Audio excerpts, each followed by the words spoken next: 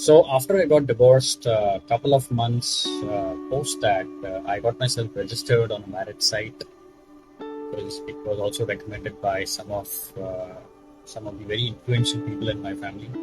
I did that.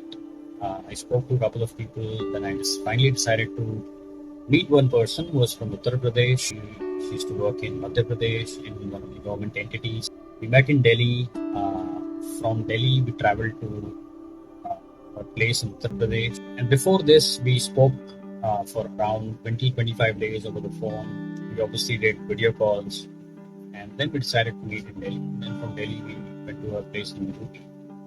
I met her parents, and there were already many red flags which I ignored while we were talking on the phone, while we were video chatting, while we were traveling from Delhi to Lucknow, and even after I met her parents. Today I realize it because I'm kind of mentally out of it. When you're mentally into something, your cognitive brain stops working.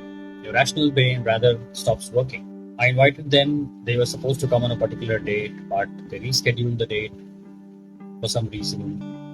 They finally came, met my family members, and after this discussion, we decided to get married within a week.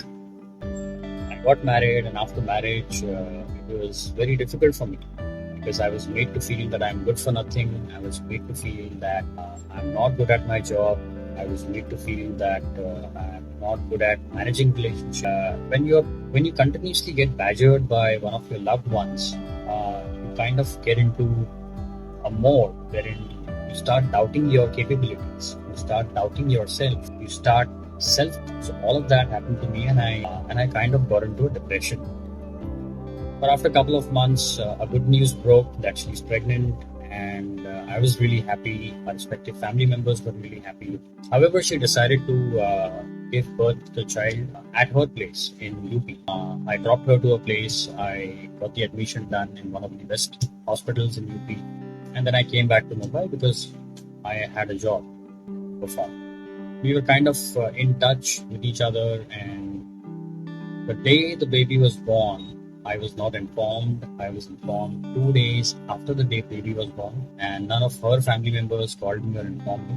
However, I just went there after just a day after I got the news, and I questioned her dad, which he should have informed me. I would have been with her while she was in labor pain. So I met the baby, I met her, and I came back to Mumbai because I just got a couple of days leave. Then after a month or so, got a notice from UP police that she has filed a domestic violence case and a dowry case against me. During the same time, I was a victim of a crypto fraud, which was worth 6 lakh rupees. So because I was dealing with these relationship stress anyways, it kind of bombarded me from all the sides. Financially, I was bombarded because of this crypto fraud. Mentally, I was bombarded because I was going through this relationship challenges. Physically, I was not doing well because my cholesterol levels shot up. Hypertension runs in my family. So I was actually bombarded from all the sides. The one incorrect thing that I did that time was I decided to handle all these things all by myself. And that was a very incorrect decision that I took. I was blessed. My sister, my brother in law, and some of my friends already knew my mental state, and they used to keep a check on me.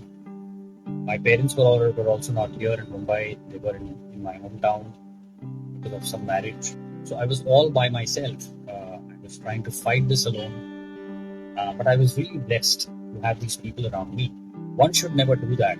When we realize that we are not in the right frame of mind, we should immediately go and seek help, either a professional help, or either we can start by getting in touch with our loved ones who really care for us. This is extremely important, guys, because I also had suicidal thoughts, and it is just a fraction of a second that you have that thought, and if you put that into action, anything could have happened. However, I got myself out of that, and I fought. I'm kind of almost out of it. I went to High Court, Uttar Pradesh High Court.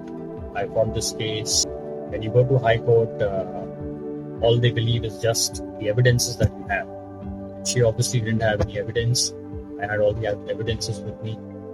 The reason why I'm sharing this with you is number one, you should never try fight this battle alone. You should always seek help in these time of distress, and you will feel that you suddenly get so much powers mentally. Your problem will not be solved, but you will at least get some power to handle those problems when you share this with your loved ones. This was my message in this particular video. I will make a second video on certain behavioral and of these kind of techniques. Thank you.